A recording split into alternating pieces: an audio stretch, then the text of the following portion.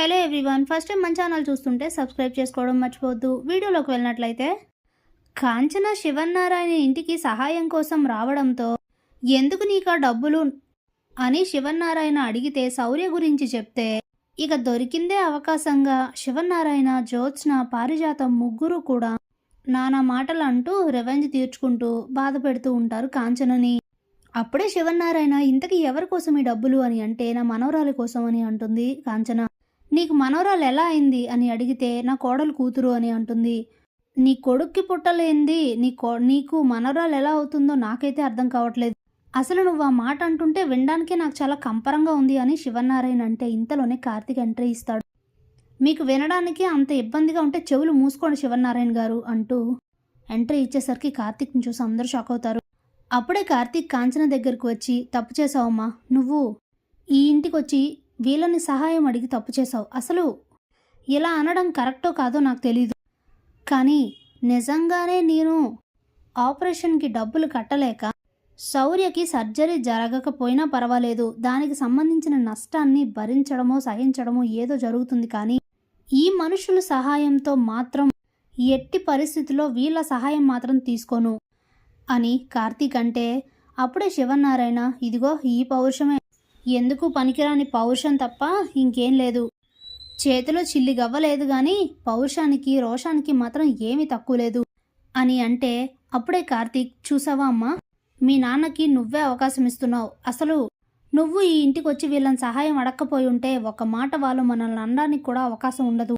ఈ మనుషులతో మనకు మాటలేంటమ్మా, వీళ్ళ అసలు స్వరూపాలేంటో మొన్నే కదా మనం చూసాం.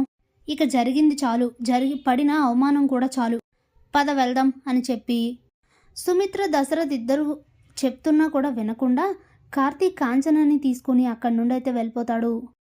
అప్పుడే సుమిత్ర, బాగుంది మావయ్య గారు, చాలా బాగుంది, జ్యోత్స్న మిమ్మల్ని రెచ్చగొట్టడం బాగుంది, మీరు రెచ్చిపోయి అనవసరంగా ఇంతింతలేసి మాటలు వదిలి అనడం కూడా బాగుంది.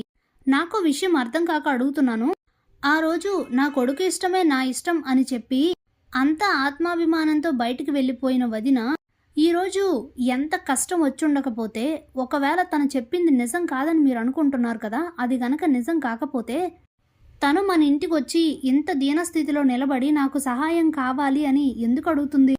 చిన్నప్పటి నుంచి మీ కూతుర్ని చూస్తున్నారు, మీ కూతురు మనస్తత్వం ఏంటో కూడా మీరు మర్చిపోయి మాట్లాడితే ఇదిగో ఇలానే ఉంటుంది, మీరు కూడా ఇంతలా మారిపోతారని నేను అస్సలు ఊహించలేదు మావయ్య అని చెప్పేసి ఇక సుమిత్ర వెళ్ళిపోతుంది. అందరూ కూడా అక్కడి నుండి వెళ్ళిపోతారు. ఇంతలోనే జ్యోత్స్న, పారిజాతం ఇద్దరూ మాట్లాడుకుంటూ ఉంటారు. శౌర్యకి అలా అవ్వడం అసలు జ్యోత్స్నకైతే చెప్పలేనంత హ్యాపీగా ఆనందంగా ఫీల్ అవుతూ ఉంటుంది.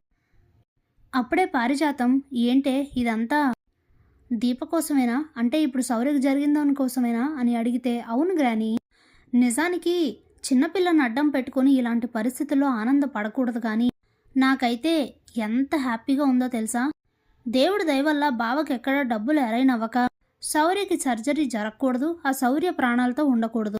నేను ఎందుకు ఇలా కోరుకుంటున్నానంటే శౌర్య లేకపోతే బావ జీవితంలో నుండి దీపం తప్పించడం చాలా ఈజీ గ్రాని, అప్పుడు మన పని చాలా ఈజీ అవుతుంది, బావ నా వాడవుతాడు, అంతకన్నా నాకేం కావాలి, ఆ తర్వాత ఎవరేమనుకుంటే నాకేంటి, నాకైతే మహా ఆనందంగా ఉంది, వీలైతే బావకు డబ్బులు ఎవరైనా ఇస్తానన్నా వాళ్ళని ఇవ్వకుండా ఆపాలనుంది అని అంటూ మురిసిపోతూ ఉంటుంది. పారిజాతం కూడా హ్యాపీగా ఫీల్ అవుతూ ఉంటుంది.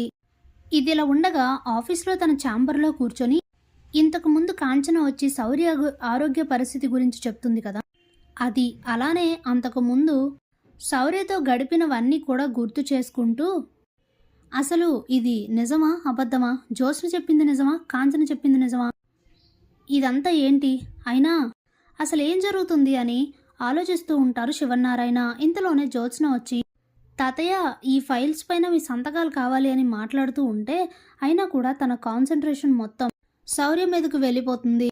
ఇంతలోనే ప్రభాకర్ కూడా అక్కడికి వస్తాడు. అప్పుడే జ్యోత్స్న, ఏంటి తాత అంత సీరియస్గా ఏం ఆలోచిస్తున్నావు, ఇందాక అత్త చెప్పిన శౌర్య సర్జరీ గురించా, 45 లక్షలు ఖర్చు అవుతుందంది, మనకు హెల్ప్ అడిగింది అదేనా, అదంతా నిజం కాదు తాత, ఖచ్చితంగా ఇదేదో ప్లానే అయి ఉంటుంది, నువ్వు అనవసరంగా ఎక్కువ ఆలోచించి టెన్షన్ తీసుకోకు, ముందు వీటిపైన సైన్ చేయి అని చెప్తే ఇక సంతకాలు తీసుకొని ఫైల్స్ మేనేజర్కి ఇవ్వగానే ప్రభాకర్ ఆ ఫైల్స్ తీసుకొని బయటకు వస్తాడు. ఏంటి, శౌర్య సర్జరీ అంటున్నారు? శౌర్య అంటే కార్తీక్ సార్ కూతురు కదా, ఏం జరుగుంటుంది అని అనుకుని వెంటనే ప్రభాకర్ కార్తీక్ దగ్గరికి వెళ్ళి తనతో మాట్లాడితే చెప్పలేక కార్తీక్ జరిగినవన్నీ కూడా ప్రభాకర్తో చెప్తాడు. ఇక వెంటనే ప్రభాకర్ అక్కడి నుంచి వెళ్ళిపోతాడు. ఇక ఆ మరుసటి రోజు మొత్తం కూడా డబ్బుల కోసం తిరుగుతూ కార్తీక్ చాలా ప్రయత్నిస్తాడు, కానీ ఎవరి దగ్గర నుంచి డబ్బులైతే అందవు. ఏం చేయాలో అర్థం కాక సతమతం అవుతూ ఉన్న కార్తీక్కి ప్రభాకర్ ఫోన్ చేసి కలవాలని చెప్తాడు. వెంటనే తన ఉన్న ప్లేస్ చెప్పి కలవడానికి రమ్మని చెప్తాడు కార్తీక్. అప్పుడే ప్రభాకర్ వచ్చి శౌర్య సర్జరీకి అవసరమైన 45 లక్షల్ని కార్తీక్ చేతిలో పెడతాడు. దాంతో మైండ్ బ్లాక్ అయిపోతుంది కార్తీక్కి. ఏంటిది, ఇంత డబ్బు అని అంటే, కంగారు పడకండి సార్, ఇవి నా ఒక్క డబ్బులు కాదు, జ్యోత్స్న గ్రూప్ ఆఫ్ రెస్టారెంట్స్లో కనీసం అన్నీ లెక్క వేస్తే ఒక 500 రెస్టారెంట్ల వరకు పెట్టారు కదా, ఆ రెస్టారెంట్స్లో వర్క్ చేసే అందరి ఎంప్లాయీస్ దగ్గర నుంచి వాళ్ళ ఇష్టంతో కలెక్ట్ చేసి ఇచ్చిన డబ్బులు ఇవి అనేసరికి కార్తీక్ ఏం మాట్లాడాలో అర్థం కాదు. ఏంటి సార్ అలా చూస్తున్నారు, ఈరోజు మేము హ్యాపీగా ఉన్నాము అంటే దానికి కారణం మీరు మా పిల్లల్ని చదివించడం, కంపెనీలో ఇచ్చే శాలరీయే కాకుండా బోనస్లు, పెద్దవాళ్ళకి ట్రీట్మెంట్లు అన్నీ ఫ్రీగా చేయిస్తూ ఇవన్నీ ఎవరు లాంచ్ చేశారు?